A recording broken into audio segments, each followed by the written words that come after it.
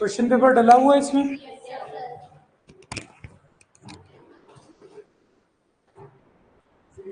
किस जगह मिलेगा?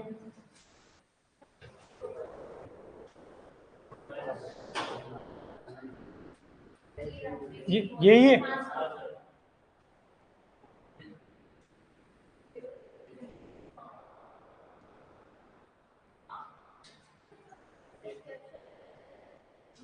कहाँ से स्टार्टिंग है?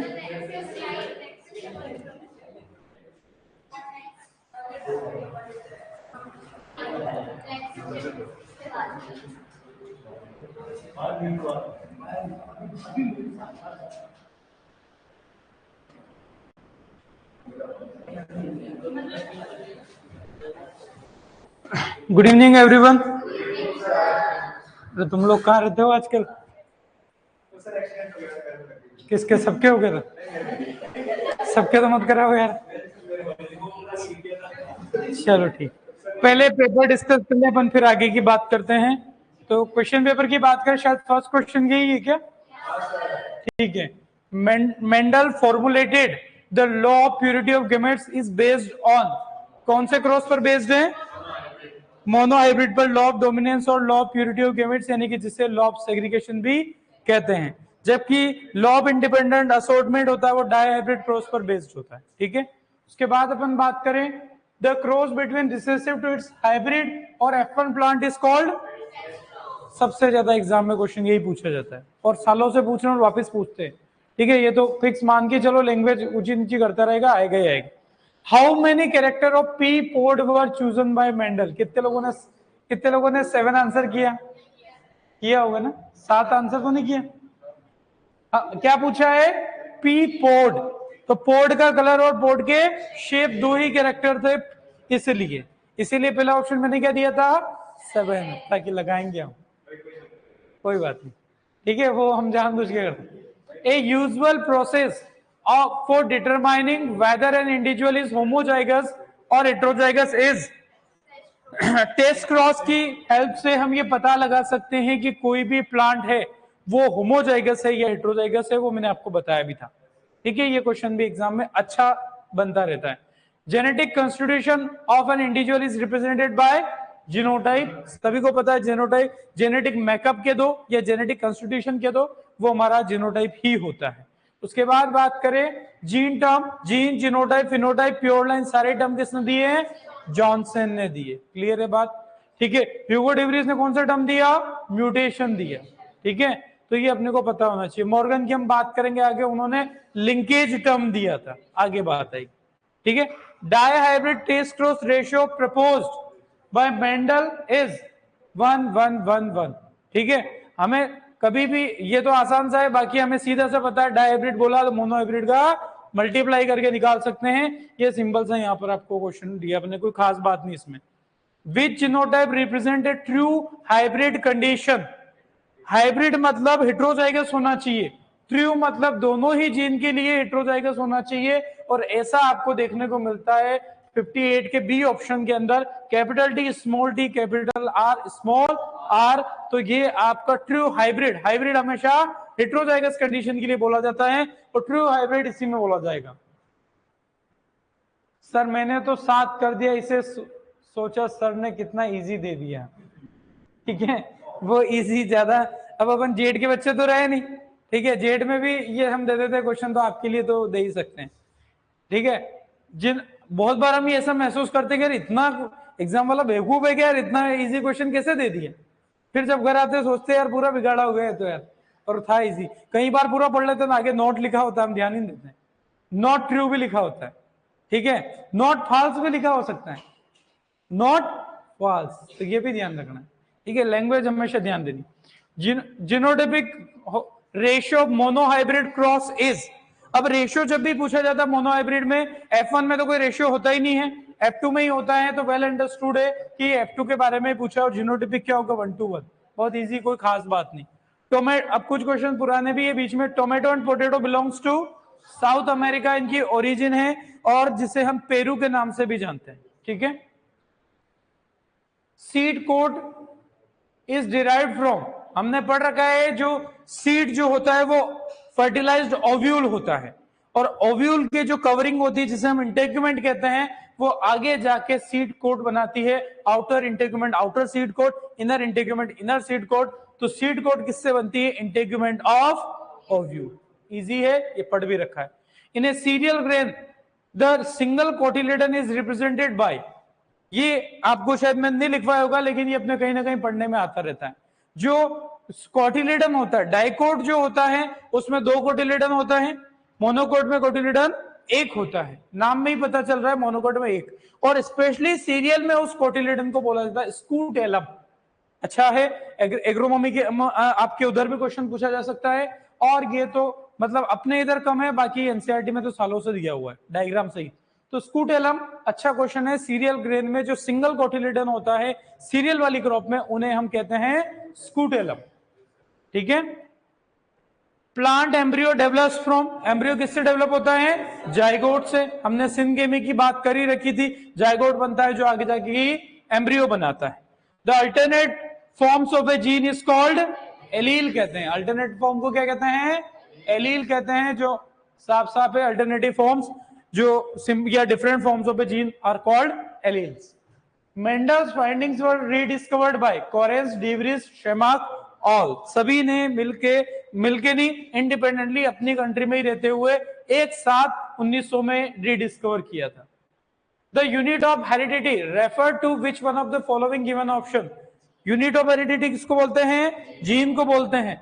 ये हेरिडिटी मतलब एक जनरेशन से दूसरी जनरेशन में किसी कैरेक्टर का जाना, और वो जाता कैसे है? तो मेंडल ने उससे बोला था कि फैक्टर हैं, कोई तो ऐसे कारक है जो अगली जनरेशन में जाते हैं और ये कैरेक्टर बाद में देखने को मिलते हैं। तो ये फैक्टर को ही बाद में जॉनसन ने नाम दे दिया था जीन, और इसीलिए इसे यूनिट ऑफ हेरिडिटी भी कहा जाता है, वंशागति की इकाई कहते हैं। क्लियर है बात? Which law has been called the second law of inheritance. अब सेकंड यहां पर लॉ बोला गया है, लॉ ऑफ सेग्रीगेशन हम कहेंगे, क्योंकि हम सेकंड कैसे डिसाइड करें? मैंने बोला कुछ किताबों में 2 होते हैं, कुछ में 3 होते हैं। अगर वो इंडिपेंडेंट असॉर्टमेंट का नाम यहां पर डिपेंड करता है कि सेकंड है उसने बोल दिया, अगर वो इंडिपेंडेंट असॉर्टमेंट नहीं लिखता तो मतलब सॉरी सेग्रीगेशन, तो ये हमें पता चल गया तीनों लॉ है, तो सेग्रीगेशन कौन सा होता है? हमारा सेकंड लॉ। और अगर 2 ही होते हैं तो सेग्रीगेशन हमारा फर्स्ट में माना जाता है। ठीक है। तो यहां हमने देख लिया इंडिपेंडेंट असॉर्टमेंट लिखा, मतलब वो तीनों को कह रहा है। इंडिपेंडेंट असॉर्टमेंट, डोमिनेंस, सेग्रीगेशन, तीनों नाम लिख दिए।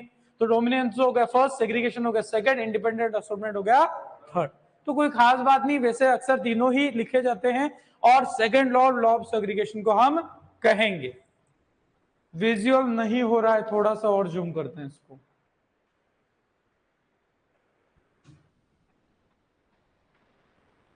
अब शायद हो जाएगा। ठीक है सर, बीडी सिंह में सेकंड तो इंडिपेंडेंट असॉर्टमेंट है, तो मैंने वही बात आपको बताई कि जहां पर 3 दिए हैं वहां पर आपका डोमिनेंस, सेग्रीगेशन और इंडिपेंडेंट असॉर्टमेंट, और जहां पर 2 ही होते हैं, डोमिनेंस और सेग्रीगेशन को एक ही साथ मानते हैं क्योंकि दोनों ही मोनोहाइब्रिड क्रॉस पर बेस्ड, और फिर सेकंड इंडिपेंडेंट असॉर्टमेंट को मानते हैं। तो ऑप्शन हम देखेंगे तो हमें पता चल जाएगा, क्योंकि ऑप्शन में तीनों का नाम दिए, तो सेकंड कौन सा होगा? सेग्रीगेशन ही होगा। The phenomena of pleiotropism refers to, pleiotropism किसको कहते हैं? A single gene affecting multiple phenotypic expressions, a gene governing more than one character, एक ऐसा सिंगल जीन जो बहुत सारे कैरेक्टर को गवर्न करता है, उसे हम प्लियोट्रोपिज्म कहते हैं। या manifold effects of a gene, एक जीन के कई गुना या कई प्रकार के प्रभाव, तो उसे हम क्या कहते हैं? प्लियोट्रोपिज्म। बताया था मैंने एग्जांपल से भी आपको। ठीक है। Which of the following statement is true regarding the law of segregation? ठीक है, आंसर यहां पर all of the above है। पहला लिखा है law of segregation is the law of purity of genes। वैसे जीन्स लिखा है, वैसे सही वर्ड होता है गैमेट्स, लेकिन प्यूरिटी ऑफ जीन बोला तो जीन के भी 2 एलील होते हैं, एक एलील एक गैमेट में जाएगा, दूसरा एलील दूसरे गैमेट में जाएगा। तो प्यूरिटी ऑफ गैमेट्स भी जीन्स वैसे नहीं बोलना चाहिए, इसे प्यूरिटी ऑफ गैमेट्स बोलते हैं। पहला स्टेटमेंट सही। दूसरा, allele separate from each other during gametogenesis, जब गैमेट बनते हैं तो आपके दोनों ही एलील एक दूसरे से अलग होकर अलग अलग गैमेट में चले जाते हैं। तीसरी बात, सेग्रीगेशन ऑफ फैक्टर्स, फैक्टर्स मतलब genes, due to the segregation of chromosomes during meiosis.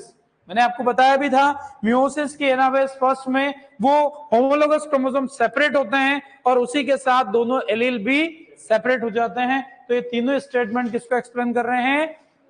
Law of segregation को, या जिसे हम law of purity of gametes भी कहते हैं। Which of the following is a major acid used in acid scarification? ये आप वैसे एग्रो में भी पढ़ लेते हो। कौन सा यहां पर?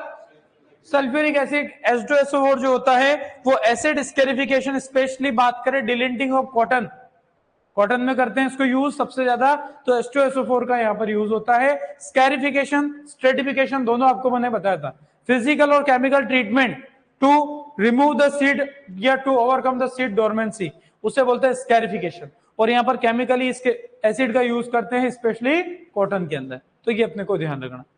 Which of the following is not an endospermic seed? ग्राम, कई बार एग्जाम में पूछा गया क्वेश्चन है, ये एंडोस्पर्मिक नहीं है, ध्यान रखना है। Difference between seed and grain is, अच्छा था हमने पढ़ तो लिया था, लेकिन क्वेश्चन वहां से कैसा बन सकता था वो एक अपन ने अच्छे ऑप्शन के साथ डाला है कि सीड और ग्रेन में क्या डिफरेंस है। पहला, सीड क्वालिटी, क्वालिटी दोनों में मायने रखती है, सीड प्रोसेसिंग दोनों में करते हैं, सीड है तो सीड कोड दोनों में ही होगी। लेकिन जेनेटिक प्योरिटी हम केवल सीड प्रोडक्शन के टाइम पर सीड में ही ध्यान रखते हैं, ग्रेन में हमें जेनेटिक प्योरिटी, आपकी सोयाबीन की एक वैरायटी में दूसरी वैरायटी का भी सीड मिक्स है, हमें ऑयल निकाल के खाने में कोई तकलीफ नहीं, तो प्योरिटी कहां मेंटेन करते हैं? सीड के केस में। अच्छा क्वेश्चन है ये, यहां से जो बन सकता था बहुत। Ripened ovule of gymnosperm and angiosperm is called seed. Seed इसलिए दोनों का बोला गया है कि सीड जिम्नोस्पर्म में भी होता है और एंजियोस्पर्म में भी सीड बनता है। तो राइपन्ड ओव्यूल या फर्टिलाइज्ड ओव्यूल का दो या मैच्योर्ड ओव्यूल के दो, सबका मतलब एक ही। क्लियर है बात? In monocots protective covering around the root is called, लिखवा रखा है आपको, पर पर्टिकुलरली अपन ने इस तरीके से लैंग्वेज में लिखी थी, तो आपको पता है कि राइजा मतलब रूट, मैंने बताया भी था। कोलियोप्टाइल, कोलियोराइजा, कोलियोप्टाइल आपके शूट से रिलेटेड था, कोलियोराइजा रूट से रिलेटेड था, जो कि आपके रूट रेडिकल और रूट कैप दोनों को ही प्रोटेक्ट करके रखता है, उसे कोलियोराइजा कहते हैं। क्लियर है बात?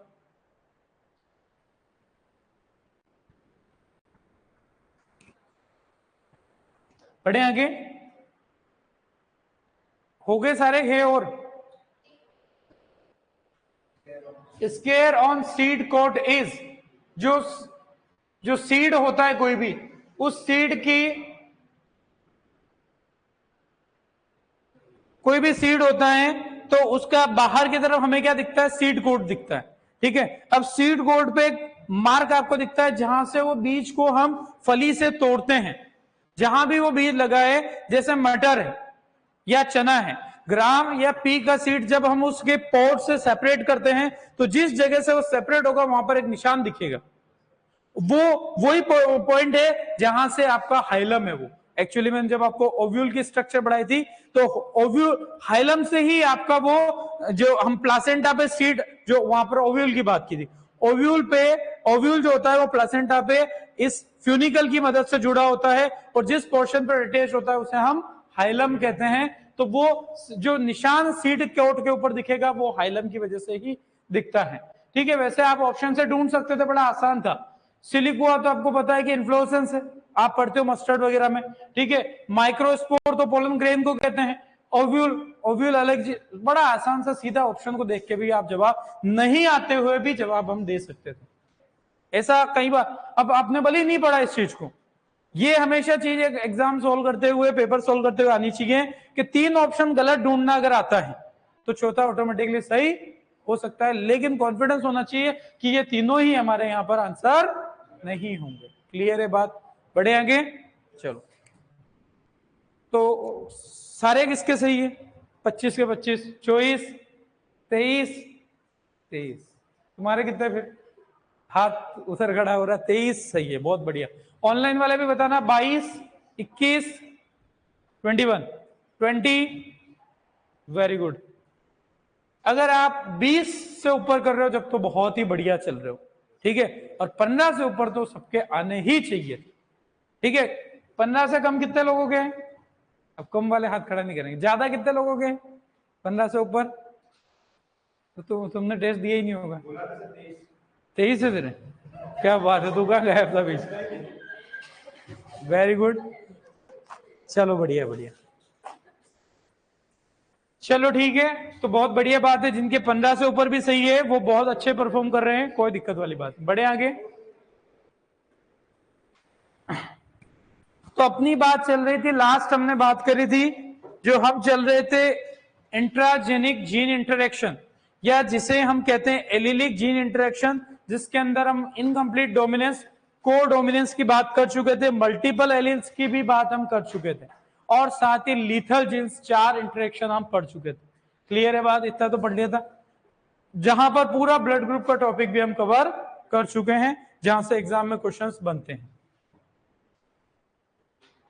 अब आगे बात करें हम यहां पर, तो अगला एक और इसके अंदर होता है जो ऑलरेडी हम पढ़ चुके हैं, वो होता है प्लियोट्रॉपी। अगला क्या होता है? जो ऑलरेडी हम पढ़ भी चुके हैं।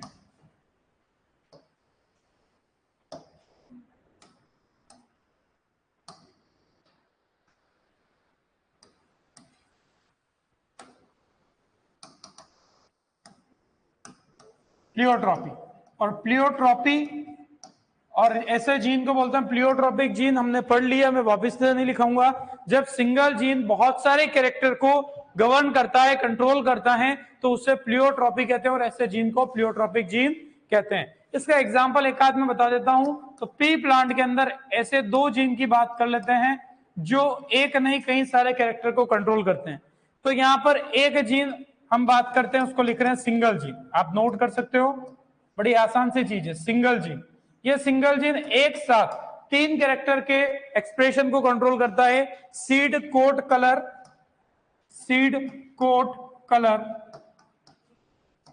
Red spot on leaf axil, red spot on leaf axil. ऐसा रटना नहीं है, पर ये हमें समझने के लिए काम आता है कि किस तरीके से एक जीन कई सारे कैरेक्टर को कंट्रोल करता है। फ्लावर कलर, और ये जो फिनोमेना है यही आपका कहलाता है प्लियोट्रॉपिज्म। एक और जीन जो 2 कैरेक्टर को कंट्रोल करता है, सीड शेप,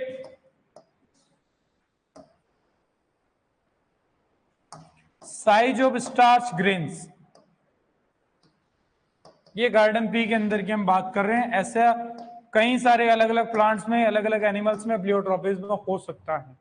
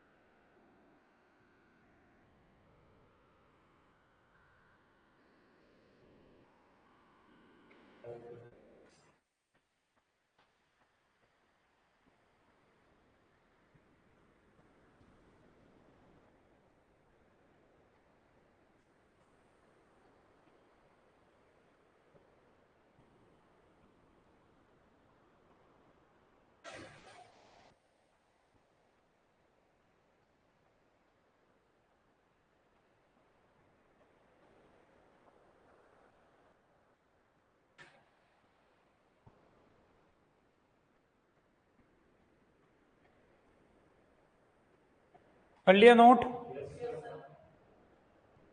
तो यहां पर कुछ एग्जाम्पल की बात करी, गार्डन पी वाले तो बड़े सिंपल सा एग्जाम्पल है, जहां पर एक जीन 3 कैरेक्टर को कंट्रोल करता हुआ आपको दिख रहा है, और नीचे दूसरा जीन है वो 2 कैरेक्टर की एक्सप्रेशन को कंट्रोल कर रहा है। तो जब एक से ज्यादा कैरेक्टर की एक्सप्रेशन अगर कोई जीन देता है तो उसे ही हम कहते हैं प्लियोट्रॉपी। और यहाँ पर नीचे एक और हमने देखा है, ह्यूमन में एक डिसऑर्डर होता है sickle cell anaemia. Sickle cell anaemia जो होता है उसका एक जीन HBS, जो सिकल सेल आपके आरबीसी हो जाती है वहां पर, और हिमोलिटिक एनीमिया होता है इसकी वजह से। ये एक खास बात है कि जिन लोगों को सिकल सेल एनीमिया होता है, थोड़ी आगे हम बात करेंगे इसकी, जिनको सिकल सेल एनीमिया होता है उनको मलेरिया कभी नहीं होता है। तो एक जीन 2 कैरेक्टर की, उधर तो वो ये हिमोलिटिक एनीमिया यानी सिकल सेल एनीमिया कर रहा है, और इधर मलेरिया के रेजिस्टेंट के लिए रेजिस्टेंट प्रोवाइड कर रहा है। तो ये भी जो आपका फिनोमेना हुआ, ये क्या हुआ? प्लियोट्रॉपिज्म हुआ। क्लियर है बात? बढ़े आगे? चलो, तो ये सिंपल सा हमने पढ़ भी रखा था, एग्जाम्पल ऐसा नहीं भी रटोगे तो कोई चिंता वाली बात नहीं, फिनोमेना समझ में आया हुआ। और एग्जाम में अक्सर उसके डेफिनेशन पर क्वेश्चन आता है, जैसा हमने टेस्ट में दिया था। लैंग्वेज बदलता रहेगा थोड़ी बहुत ऊपर नीचे, पर क्वेश्चन वहां से लगभग आपका इंपॉर्टेंट क्वेश्चन है, हर साल आता है लगभग। बढ़े आगे? चलो, दूसरी हम बात करते हैं। तो ये सारी जो इंटरेक्शन हमने बात करी, ये थी आपकी इंट्राजेनिक थी, विद इन जीन, एक जीन की 2 एलील के बीच में इंटरेक्शन चल रही थी अब तक। अब हम बात करेंगे 2 जीन के बीच में इंटरेक्शन होगी, ठीक है? तो इसको हम कहेंगे नॉन एलिलिक, नॉन एलिलिक, या कहें intergenic gene interaction, intergenic gene interaction. Inter और इंट्रा के मीनिंग तो आपको पहले ही सिखा रखे, तो आपको पता ही है कि जब 2 जीन के बिटवीन, इंटर मतलब बिटवीन, तो interaction between HBS gene haemoglobin के लिए वो है, और सिकल शेप आरबीसी के लिए S वहां पर आता है। आगे हम बात करेंगे उसकी, और आगे है ना। नॉन एलिलिक या इंटरजेनिक जीन इंटरेक्शन, जहां पर सेम क्रोमोसोम पर प्रेजेंट जीन या डिफरेंट क्रोमोसोम पर प्रेजेंट जीन के बीच में इंटरेक्शन होना और एक दूसरे की एक्सप्रेशन को अफेक्ट करना, ठीक है? तो उसको हम कहते हैं यहां पर नॉन एलिलिक जीन इंटरेक्शन। तो इंटरेक्शन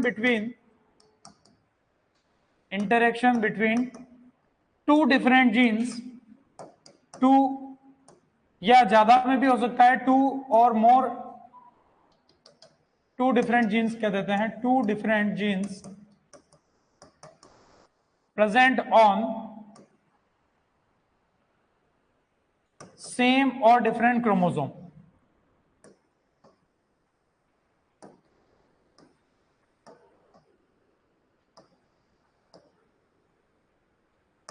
और इसके अंदर जो सबसे पहला केस बात करेंगे उसे कहते हैं एपिस्टेसिस।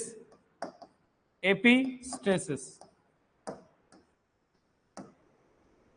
एपिस्टेसिस की अगर बात करेंगे अपन, एक बार नोट कर लो, बोलिए आप ये कर ही रहे हो तो बहुत सिंपल सी बात है, नोट कर लो।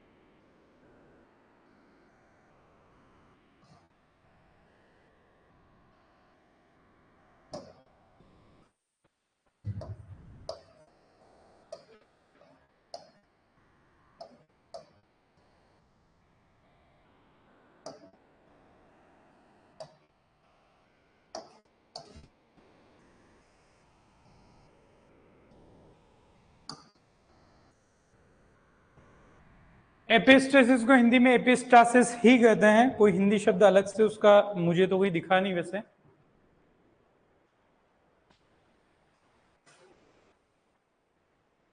एक बार ये नोट करो, फिर बढ़ते हैं आगे समझते हुए।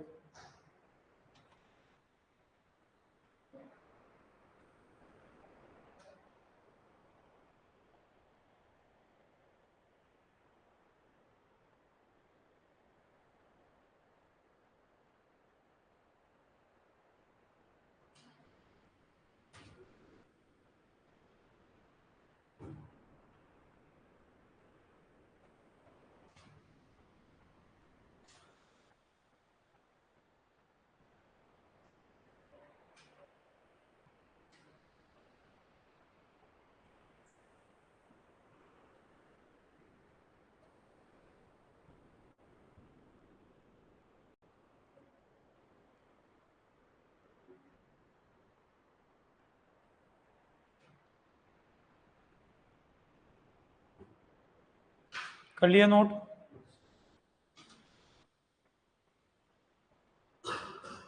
तो नॉन एलिलिक इंटरजीनिक जीन इंटरेक्शन तो बड़ा आसान सा है, जब दो जीन के बीच में इंटरेक्शन होना, दोनों के बीच में कोई अंतर संबंध होना, वो कहलाता है नॉन एलिलिक इंटरजीनिक। वो जिन क्रोमोसोम के बीच में, यानी कि जो जीन है जिनके बीच में इंटरेक्शन हो रहा है, वो एक क्रोमोसोम पे भी हो सकते हैं, अलग अलग पे भी हो सकते हैं, उससे कोई फर्क नहीं पड़ता। उसके अंदर सबसे पहला केस जब हम बात करते हैं जिसे कहते हैं एपिस्टेसिस, और ये जो टर्म है ये दिया बैटसन ने ही, जिन्होंने आपके जेनेटिक्स टर्म भी दिया था, होमोजाइगस भी दिया था, हेटेरोजाइगस भी दिया था, एलील टर्म भी दिया था, पढ़ा था अपन ने, ठीक है। तो वही उन्होंने ही एपिस्टेसिस टर्म भी दिया, और इसका मीनिंग होता है स्टैंडिंग अपॉन, हिंदी जो सॉरी इसका मीनिंग होता है, कभी एग्जाम में पूछ ले, वैसे मीनिंग किसी ने नहीं पूछा, टर्म के बारे में जरूर पूछ सकते हैं, पर आजकल कई सारे क्वेश्चंस ऐसे बनते हैं। अब यहां पर क्या होता है, एक जीन दूसरे जीन की एक्सप्रेशन को डिस्टर्ब करेगा, कुल मिला के उसे कहते हैं एपिस्टेसिस। भाई दो स्टूडेंट है, एक खुद तो नहीं पढ़ रहा था और दूसरे को भी नहीं पढ़ने दे रहा, ठीक है, तो ऐसी स्थिति हम कह सकते हैं एपिस्टेसिस। तो यहां पर दो जीन हो गए, जो दूसरे को डिस्टर्ब कर रहा है वो एपिस्टेटिक, और जो डिस्टर्ब हो रहा है वो हाइपोस्टेटिक। तो gene which prevents the expression of another gene, epistatic gene. Hypostatic gene, gene whose expression is prevented, जो इसकी एक्सप्रेशन, जिसका कैरेक्टर एक्सप्रेस नहीं हो पा रहा है, वो कहलाएगा यहां पर हाइपोस्टेटिक, ठीक है। तो ये अपने को ध्यान रखना है कि एपिस्टेसिस में ये डेफिनेशन भी दोनों ध्यान रखें। तो इसने मैंने अंडरलाइन किया, पहला वाला एपिस्टेटिक है, बाद वाला हाइपोस्टेटिक जीन है। क्लियर है बात यहां तक? चलो अब यहां से ये तो डेफिनेशन हो गई, ये जिन पर क्वेश्चन पूछ सकते हैं। ज्यादा जो इंपॉर्टेंट क्वेश्चन यहां से पूछा जाता है, वो जो हम डिफरेंट टाइप की जीन इंटरेक्शन की बात करेंगे उनमें, या जीन इंटरेक्शन भी बोल देते हैं या एपिस्टेसिस भी बोलते हैं, उनके रेशियो पूछे जाते हैं। अब ये दो जीन आपस में, दो जीन की जब बात चल रही है तो मोनोहाइब्रिड की बात होनी चाहिए, डायहाइब्रिड की, डायहाइब्रिड की बात होनी चाहिए, क्योंकि दो जीन की कम से कम बात चाहिए, जीन इंटरेक्शन के लिए कम से कम दो होने चाहिए। अब सीधी सी बात है कि डायहाइब्रिड का जो F2 फिनोटाइपिक रेशियो होता है वो जनरली कितना होता है आपका, 9:3:1 होता है, ठीक है, 9:3:3:1 होता है। लेकिन अब जीन इंटरेक्शन होने की वजह से अलग अलग टाइप की जीन इंटरेक्शन में रेशियो बदल जाता है, जो एग्जाम में सीधे तौर पे आपको पूछा जाता है। उनका डिटेल काफी है, हम सीधा रेशियो याद रखेंगे और एक एक एग्जांपल याद रखेंगे बस, ठीक है। प्रिवेंट्स, प्रिवेंट्स मतलब रोकना, उसके जो एपिस्टेटिक जीन होता है वो हाइपोस्टेटिक जीन की अभिव्यक्त होने से उसको रोकता है, तो वो जो रोकता है वो एपिस्टेटिक, और जिसकी एक्सप्रेशन रुकती है वो हाइपोस्टेटिक कहलाता है। क्लियर है बात? बढ़े आगे। तो अपन एक छोटी सी टेबल टाइप बनाएंगे, आप मेरे साथ ही नोट करेंगे, और उसको आगे ना पीछे आपको रटना ही पड़ेगा, ठीक है। तो अपन साथ एग्जाम में कई बार यहां से क्वेश्चन पूछे जा रहे हैं। एपिस्टेसिस भी इसको कह देते हैं, कभी कभी इसको जीन इंटरेक्शन भी बोल दिया जाता है, क्योंकि जीन इंटरेक्शन में जो सबसे मेजर है वो यही है, ठीक है। और 3 कॉलम अपन बना रहे हैं, सबसे पहले में टाइप आ जाएगा, दूसरे में हमारे रेशियो आ जाएगा F2 फिनोटाइपिक रेशियो, और तीसरे में आ जाएगा एग्जाम्पल। टोटल 6 होती है, लेकिन अपन मैक्सिमम जो सारे मिला के अपन बात कर लेंगे 7। डोमिनेंट आप मेरे साथ ही नोट कर सकते हो, फिर डिस्कस कर लेंगे।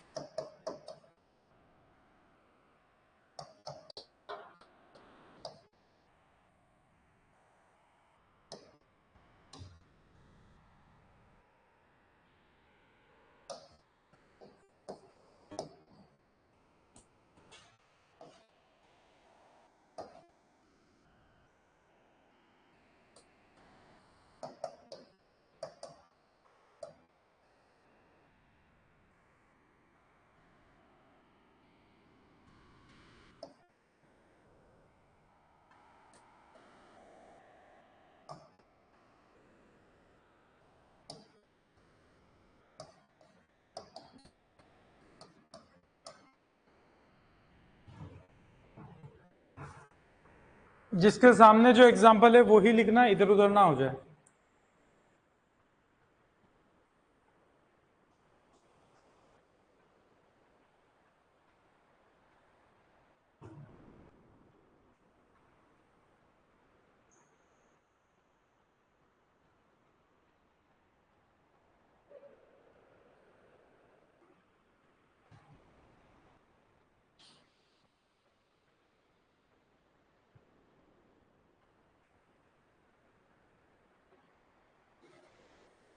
प्लांट ब्रीडिंग एंड जेनेटिक्स का सेम सिलेबस है क्या डब्ल्यू और अपने प्री पीजी के लिए? बिल्कुल सिलेबस में चेंजेस नहीं है। जब उधर क्लास लगेगी तो हिंदी मीडियम को फोकस करते हुए ज्यादा लगेगी, और इधर अपना ऐसा नहीं है, जहां पर हिंदी लिखाएंगे नहीं अपन, बोल जरूर देंगे, वहां पर हिंदी पे फोकस रहेगा थोड़ा। कर लिया नोट सबने?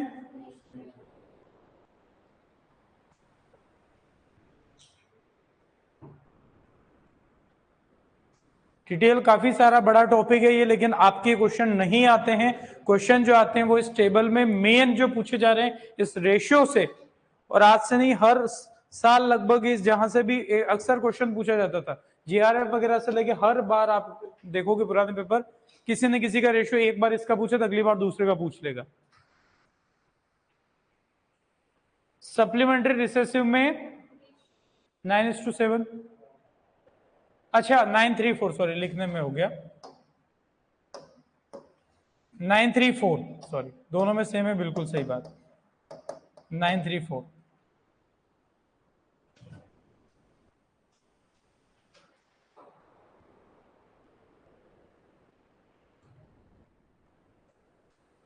इन सबकी रेशियो की अगर आप टोटल करते हो हर एक रेशियो की, तो 16 ही मिलेगी टोटल। क्यों, कितनी मिलेगी टोटल? 9 और 7 की टोटल करके 9 7 की तो 16, 12 3 1 की टोटल 16। क्यों भाई? क्योंकि दो जीन की बात करें, और दो जीन में जो टोटल नंबर ऑफ प्लांट्स यानी कि नंबर ऑफ जाइगोट्स बनते हो कितने बनते हैं? 16। ये बस रेशियो में चेंज हुआ, लास्ट वाला तो रेशियो भी नहीं बदला, पर जीन इंटरेक्शन हुई है। और जहां पर नॉर्मली जो आपका 9:3:1 रेशियो आना चाहिए, वो बदल के आपका रेशियो जीन इंटरेक्शन में, कौन से जीन इंटरेक्शन में कैसा रहेगा वो हमारे सामने है। सप्लीमेंट्री ऑब्लिक रिसेसिव का रेशियो 9:3:4, और एग्जांपल है coat colour in mice, coat colour in mice. कर लिया नोट सबने? इसका और भी है, ग्रेन कलर इन मेज भी आपका इसी का एग्जांपल है। मेज के मक्का के दानों में जो कलर में वेरिएशन आती है वो इस सप्लीमेंट्री जीन इंटरेक्शन की वजह से ही आता है। माइस चूहा चूहिया हुई, ठीक है, आप रेड बोलो, माउस बोलो, माइस बोलो। माउस किसको बोलते? चूहे को। माइस मतलब चूहिया, ठीक है, वो उनकी स्किन का कलर से रिलेटेड है, ठीक है। कर लिया नोट सबने? अब तो अब देखो ध्यान से, अक्सर यहां पर जो जो जो ज्यादा एग्जाम में जो वर्ड यूज होता है उसको मैं थोड़ा अंडरलाइन कर दूंगा। यहां पर सबसे ज्यादा यूज होता है डोमिनेंट एपिस्टेसिस बोला जाए, वैसे सिंपल भी बोलते हैं, मास्किंग भी बोलते हैं, और इसका रेशियो होता है 12 3 1 12। रेशियो रटने हैं, एग्जाम्पल का वैसे पूछते नहीं है, पर एक एक मैंने सबके लिखा दिए। समर स्क्वैश कुकुरबिटा पेपो करके बोलते हैं, कुकुरबिट्स प्लांट है ये, ठीक है, आप हॉर्टिकल्चर में पढ़ते होंगे। तो एग्जाम्पल से ज्यादा हमारे लिए इंपॉर्टेंट क्या है, रेशियो। ये रेशियो कौन सी जनरेशन का है, F2 का फिनोटिपिक रेशियो, जो 9331 था उसकी जगह पे रेशियो यहाँ पर बदल के क्या हो जाएगा 1231, ठीक है। क्या फिनोटाइप है हमें कोई लेना देना नहीं, हमें रेशियो पूछा जाता है, ठीक है। इसका और नाम है डोमिनेंट का मास्किंग और सिंपल एपिस्टेसिस बोला जाता है। तो रेशियो तीनों में से कुछ भी बोले हमारा रेशियो यही रहेगा। दूसरा आता है इनहिबिटरी, ठीक है। इनहिबिटरी जहां पर डोमिनेंट और रिसेसिव दोनों वर्ड यूज बोले जाते हैं, वहां पर केवल डोमिनेंट था। अब इनहिबिटरी की जगह कभी एग्जाम में उसको हार्ड करना है क्वेश्चन को, तो वो इनहिबिटरी ना लिख के लिखेगा डोमिनेंट एंड रिसेसिव एपिस्टेसिस। तो मैं वैसे ज्यादातर तो आपके एग्जाम में यही वर्ड यूज हो रहा है, लेकिन हमें पता होते हुए भी ये याद ही करना पड़ेगा, इसमें डोमिनेंट एंड रिसेसिव एपिस्टेसिस बोलते हैं, जिसका रेशियो होता है 13:3। Example leaf colour in rice या एंथोसाइनिन पिगमेंटेशन इन राइस हम बोल सकते हैं, ठीक है। दोनों एक ही बात है, पर लीफ कलर इन राइस ध्यान रखना है। तीसरा है कॉम्प्लीमेंट्री, जिस पर कॉम्प्लीमेंट्री और सप्लीमेंट्री पर दोनों पर अक्सर क्वेश्चन पूछे गए हैं, ठीक है। कॉम्प्लीमेंट्री जो है उसका 9:7 रेशियो है, जो डुप्लीकेट रिसेसिव है। रिसेसिव केवल रिसेसिव नहीं, केवल रिसेसिव नीचे मिलेगा, सप्लीमेंट्री को बोलते हैं। और कॉम्प्लीमेंट्री को क्या बोलते हैं, डुप्लीकेट रिसेसिव, जो flower colour in sweet pea यानी कि लेथाइरस ओडोरेटस जिसके हम आगे बात करेंगे, उसके अंदर फ्लावर कलर जो है वो इस फिनोमेना की वजह से होता है। कॉम्प्लीमेंट्री डुप्लीकेट रिसेसिव एपिस्टेसिस भी कहते हैं इसको। उसके बाद आपका डुप्लीकेट, केवल डुप्लीकेट बोला जा सकता है, इसमें कॉम्प्लीमेंट्री ज्यादा फेमस है। अगला है डुप्लीकेट, जो डुप्लीकेट भी कौन सा वाला, डुप्लीकेट डोमिनेंट होता है। तो केवल डुप्लीकेट बोला गया तो हम हमेशा यही रेशियो देंगे 15:1, 15:1। फ्रूट शेप इन कैप्सुला, कैप्सुला जो प्लांट हमने पढ़ा था टिपिकल एंजियोस्पर्म, उसका जो फ्रूट का शेप है वो इस आपके जीन इंटरेक्शन से गवर्न होता है। सप्लीमेंट्री की बात करें, ये केवल रिसेसिव है, ठीक है। डोमिनेंट तो 12:3 वाला था, और केवल रिसेसिव 9:3-4, जिसे हम सप्लीमेंट्री एपिस्टेसिस या सप्लीमेंट्री जीन इंटरेक्शन कहते हैं, जो कि कोट कलर इन माइस या फिर मेज का ग्रेन कलर, आप चाहो तो वो भी ध्यान रख सकते हो, पर एग्जाम्पल पे ज्यादा क्वेश्चन आते नहीं है तो हम वो ज्यादा याद करेंगे नहीं, ठीक है। तो सप्लीमेंट्री का रेशियो 9:3-4, ये दोनों जो टिक के ये कई बार वैसे सब पे आए हैं, लेकिन सबसे ज्यादा इन दोनों को पूछा गया। और आप वहां पर कंफ्यूज मत हो जाना किसका क्या है, तो आपको याद रखना रहेगा, जैसे आप याद रखो, मैं तो ऐसे याद रखता था 934 और 97, अपने को क्या करना, कैसे भी करके रटना है, तो ये अक्सर आता था।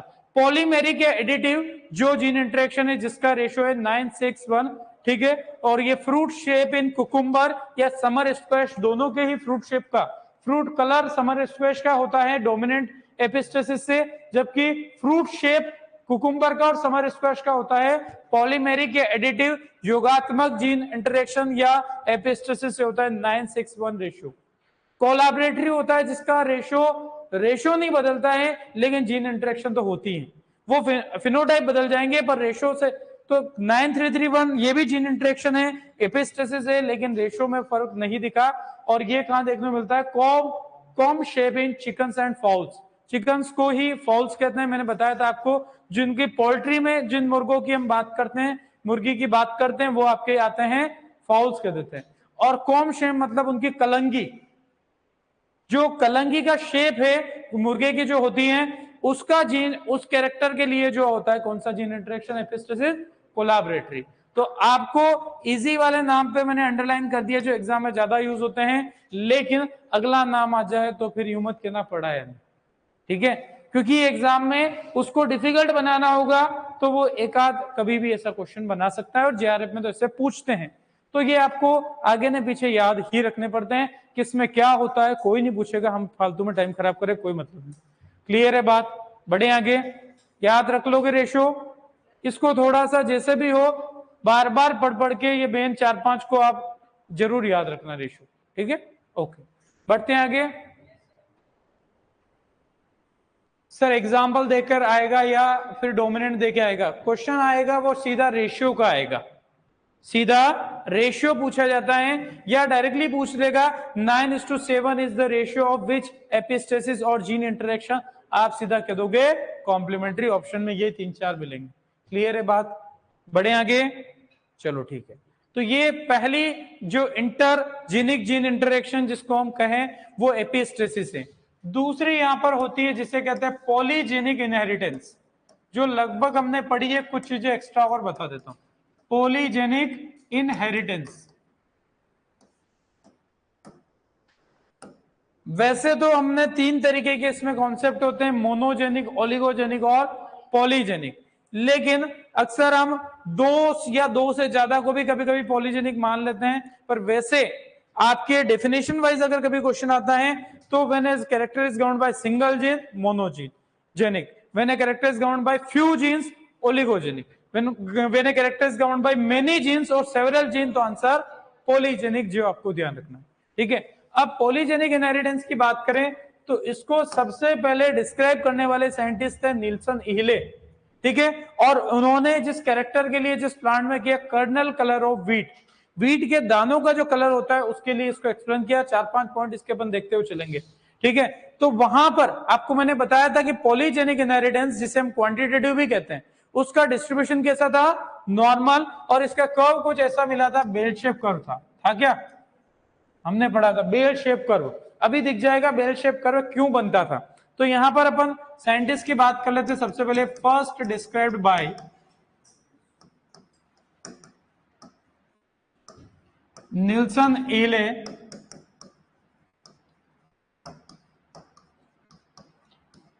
(1908) में, ईयर नहीं याद रहेगा कोई दिक्कत नहीं, for kernel colour of wheat, kernel मतलब दानों का, कलर ऑफ व्हीट।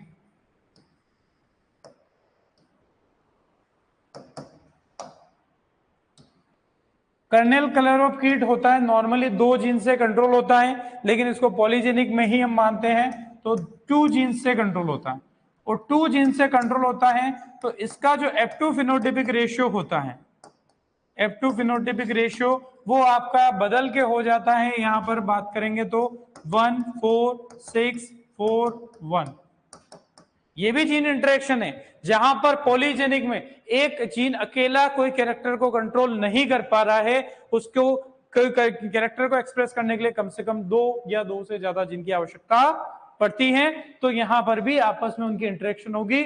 थोड़ा थोड़ा यूं समझो कि कोई काम हो रहा है, एक आदमी नहीं कर पा रहा है, 2-3 मिलके थोड़ा थोड़ा सब धक्का लगाएंगे तो गाड़ी आगे खिसक जाएगी, उस तरीके से।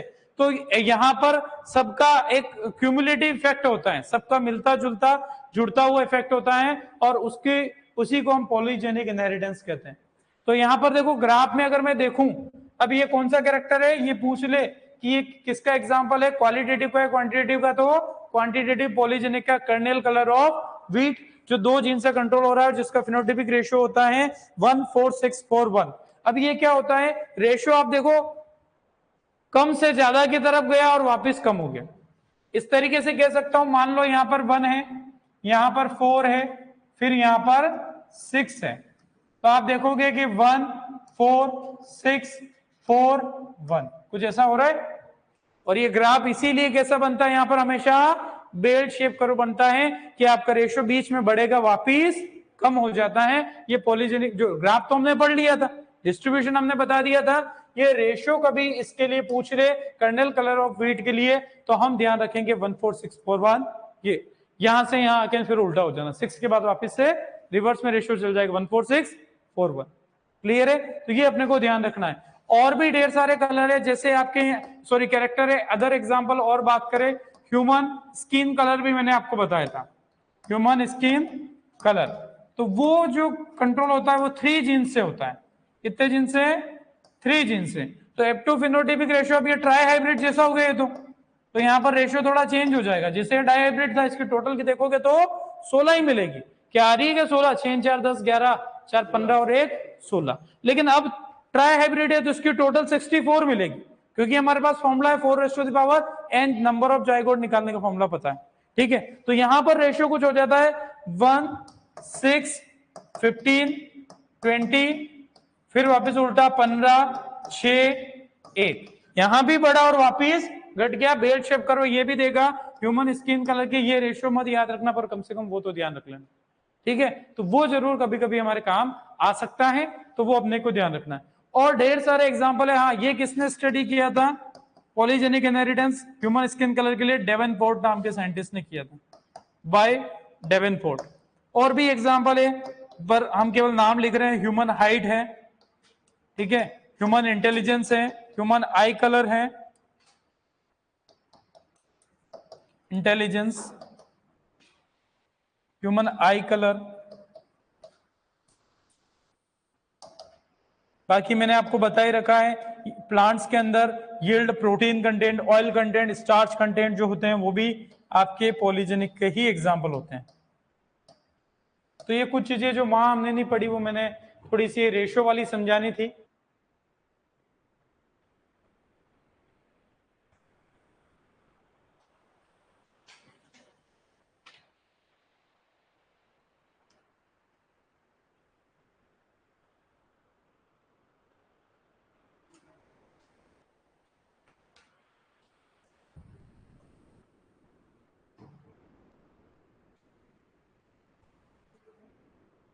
तो नीचे वाले रेशियो की टोटल हमेशा कैसी आएगी?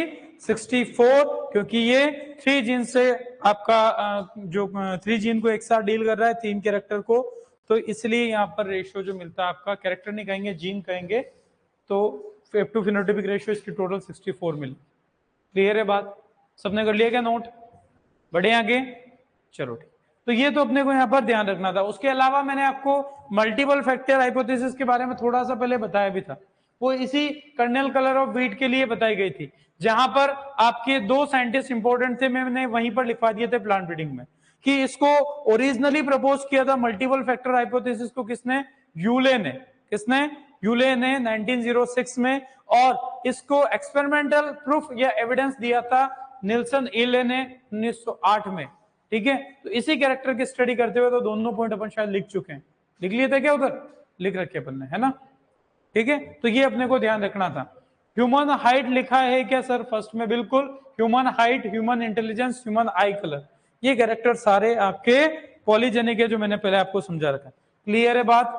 बढ़े आगे, चलो एक सिंपल सी चीज और पढ़ते हैं, तीसरी वाली, जिसे हम कहते हैं साइटोप्लाज्मिक और मैटरनल इनहेरिटेंस। साइटोप्लाज्मिक और maternal inheritance.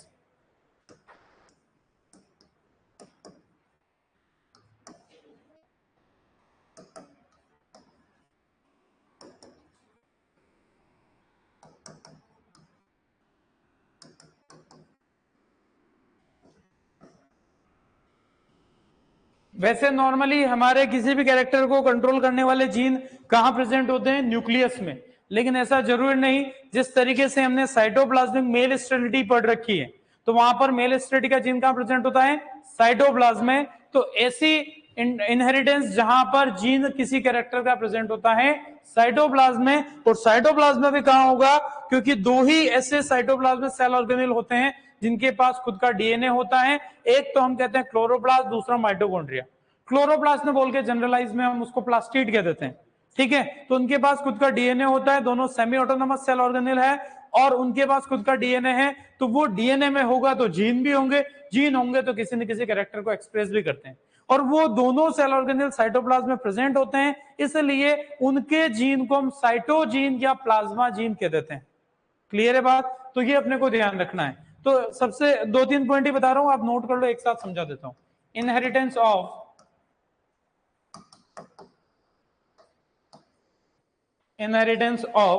characters controlled by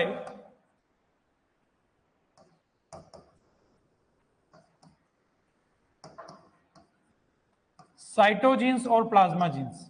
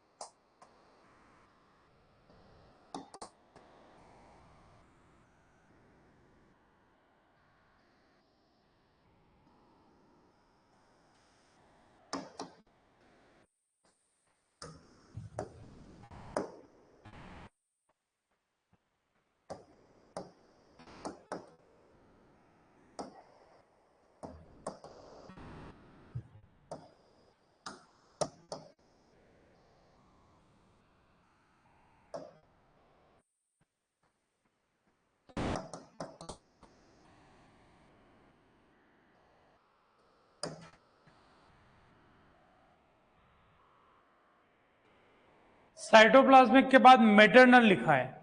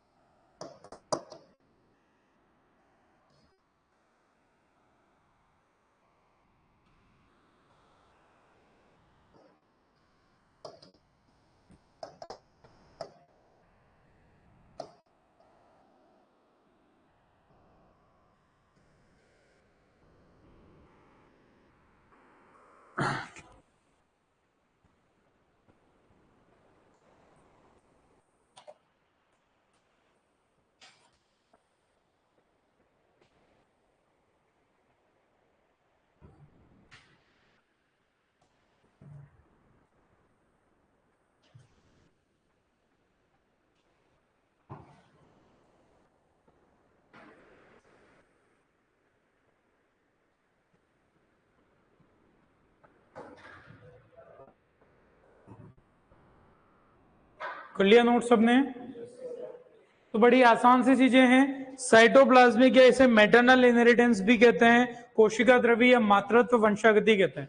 ठीक है, मैटरनल इसलिए कहा गया है क्योंकि साइटोप्लाज्मिक जो कैरेक्टर है, जीन है, वो केवल फीमेल पेरेंट से ही ट्रांसफर होते हैं, जो मैंने आपको पहले बता रखा है। क्यों ऐसा है? क्योंकि आपको बार बार बताया कि मेल गेमेट स्पर्म न्यूक्लियाई केवल न्यूक्लियस होता है और फीमेल गेमेट एक सेल जिसके पास पूरी सेल है। तो दोनों में से साइटोप्लाज्म किसके पास है?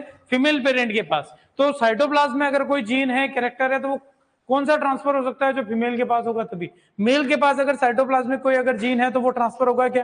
क्यों नहीं होगा? क्यों? क्योंकि जब आपका फर्टिलाइजेशन होगा तब तो केवल न्यूक्लियस पार्टिसिपेट करेगा, साइटोप्लाज्म आएगा ही नहीं फर्टिलाइजेशन में। तो कभी भी मेल के अंदर वाला ट्रांसफर आपका साइटोप्लाज्मिक जीन प्रोजेनी में ट्रांसफर नहीं होता है, इसलिए इसको मैटरनल मातृत्व बोला गया।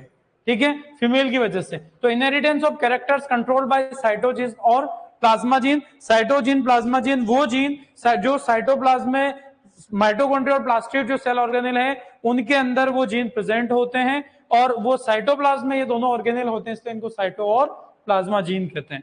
ये केवल फीमेल पेरेंट से ट्रांसफर होते हैं, हमने पहले ही कह दिया। Reciprocal cross result will be affected. Mendel वाले क्रॉसेस में रेसिप्रोकल रिजल्ट अफेक्ट नहीं होता है, मेल फीमेल को रिवर्स कर दो कभी चेंज नहीं होगा, लेकिन यहां पर चेंज हो जाएगा क्योंकि एक पेरेंट ही है दोनों में से जो साइटोप्लाज्मिक जीन को ट्रांसफर कर रहा है। जैसे ही आप मेल फीमेल रिवर्स करोगे सारे रिजल्ट उल्टे सुल्टे आ जाएंगे।